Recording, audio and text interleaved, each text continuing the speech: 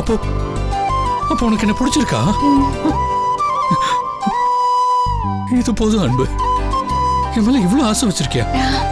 இது போதும் அன்பு.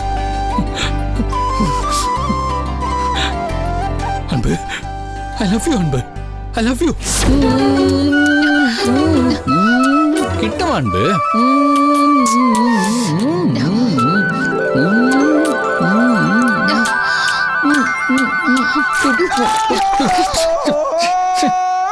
என்ன மழை பெய்யுது? அன்பே, அன்பே. ஹலோ, என்ன கனவுல ரொமான்ஸா?